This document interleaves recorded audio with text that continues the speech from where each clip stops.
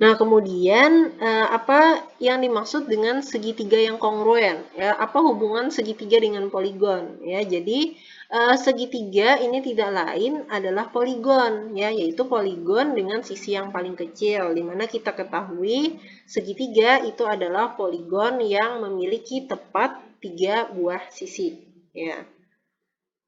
Nah, pada segitiga yang kongruen, karena segitiga itu adalah poligon, berarti apa yang dijelaskan pada poligon terkait dengan bagian-bagian yang berkesesuaian itu juga akan berlaku pada segitiga yang kongruen, ya.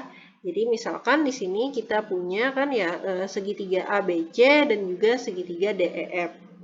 Nah, maka berdasarkan definisi ya poligon yang kongruen, nah, maka segitiga yang kongruen itu akan memiliki sisi-sisi berkesesuaian yang kongruen dan sudut-sudut yang berkesesuaiannya juga kongruen. Ya, sehingga ya kalau tadi dituliskan ya segitiga ABC itu kongruen dengan segitiga DF, maka akan didapatkan 6 fakta ya kalau kita mempunyai ini ya diketahui satu pernyataan keterangan ini saja, maka akan ada 6 fakta yang kita miliki. Yang pertama, bahwa sisi-sisi yang berkesesuaiannya kongruen, yaitu sisi AB kongruen dengan sisi DE. Nah, sisi AB ini kongruen dengan sisi DE ya. Lalu sisi BC yang ini ya kongruen dengan sisi EF. Ya, lalu sisi AC ya kongruen dengan sisi DF. Ya, begitu juga tadi definisi poligon, sudut-sudut yang berkesesuaian akan kongruen. Berarti sudut A kongruen dengan sudut D, ya. Sudut B kongruen dengan sudut E, sudut C, ya. Ini bulatnya 2 berarti ya, karena dia berbeda. Sudut C ya akan kongruen dengan sudut F. Nah, dan dari sini ya, jadi selalu berlaku 6 ini ya, dan dari ke-6 ini kalau kita ingat kembali definisi kekongruenan, berarti kalau ada sisi yang kongruen, ini kan sisi itu kan berupa ruas garis ya, berarti panjang ruas garis itu akan sama, yaitu AB akan sama dengan DE, BC akan sama dengan EF, AC sama dengan DF, begitu juga dengan sudut ya. Besar sudut A atau ukuran sudut A akan sama dengan ukuran sudut D, ukuran sudut B sama dengan ukuran sudut E, dan ukuran sudut C akan sama dengan ukuran sudut F. Nah, kemudian pada segitiga yang kongruen itu ada istilahnya pada 2 buah segitiga yang kongruen itu pasangan sisi yang bersesuaian selalu berseberangan dengan pasangan sudut yang berkesesuaian. Nah, jadi kalau kita punya segitiga ABC dengan segitiga DEF, nah maka kalau kita ambil sisi yang berkesesuaiannya yaitu sisi BC dan sisi EF, ya itu bersesuaian. Nah, maka kita akan memperoleh bahwa sisi BC, ya, Ibu pandai ya, sisi BC. Nah, sisi BC ini dia akan berseberangan dengan yang namanya sudut A, ya, dan sisi EF ini dia akan berseberangan istilahnya dengan sudut B. Nah, jadi ini akan selalu berlaku pada segitiga yang kongruen. Artinya nanti kalau kita punya sisinya AB, ya, berarti sudut yang berseberangan dengan sisi AB itu adalah sudut C, ya. Nah, dan begitu pula dengan sisi DE, ya, maka sudut yang berseberangannya dengannya adalah sudut F. Nah, lalu hal yang harus kita perhatikan ketika kita mempunyai segitiga yang kongruen, khususnya dalam penamaan, adalah bahwa urutan kita dalam menuliskan nama titik sudut ya itu mengindikasikan korespondensi satu-satu atau kesesuaian antara titik-titik sudut ini ya berdasarkan poligon ya, seperti yang Ibu jelaskan sebelumnya.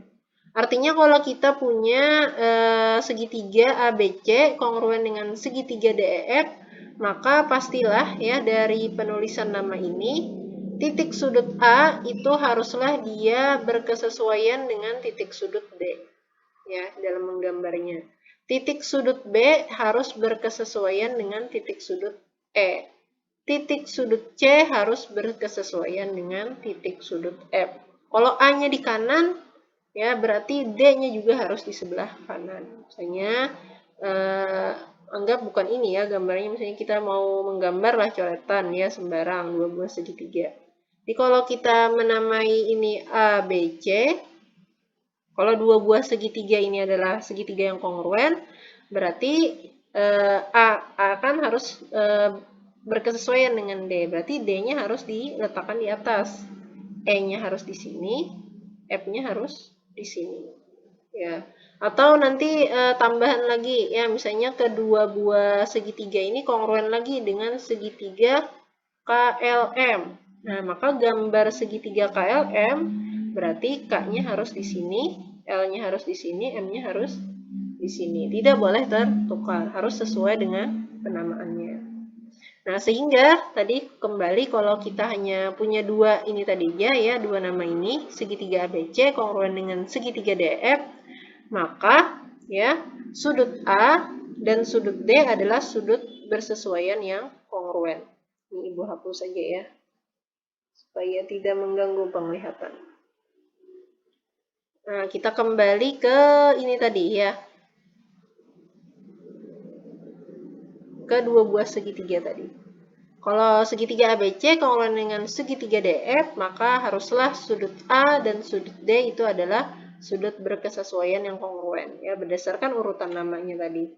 Begitu juga dengan sisinya. Kalau kita punya sisi BC, maka sisi BC ini akan berseberangan dengan sudut A, ya. Dan sisi EF ini akan berseberangan dengan sudut D, ya. Dan yang ketiga, ini antara lain ya, ada banyak fakta dari sini ya, dari pernyataan ini saja, bahwa sisi BC, nah ini di sini kan letaknya, akan bersesuaian dengan sisi AF. Nah, sisi BC itu akan kongruen dengan sisi EF. Jadi sebenarnya tanpa kita menggambar pun ya, ketika kita sudah mempunyai nama segitiga, misalnya saja ini ya, segitiga ABC dan KLM, maka dari sini saja kita sudah bisa mengidentifikasi bahwa kalau dia memang adalah segitiga yang kongruen, berarti sudut A itu akan kongruen dengan sudut K, ya. Sudut B itu akan kongruen dengan sudut L, dan sudut C itu akan kongruen dengan sudut M. Ya, selalu seperti itu. Begitu juga dengan sisi-sisinya. Sisi AB akan kongruen dengan sisi KL. AB akan kongruen dengan sisi KL. Sebaliknya, kalau kita punya dibalik, misalnya kita punya LM, nah maka LM pasti akan kongruen dengan sisi BC. Dan sisi yang ketiga adalah sisi AC, ya, berarti AC ujung-ujung, berarti dia akan kongruen dengan yang ujung-ujung juga, berarti dengan KM. Tanpa kita harus menggambarkannya, sebenarnya sudah bisa kita terjemahkan dari namanya ini.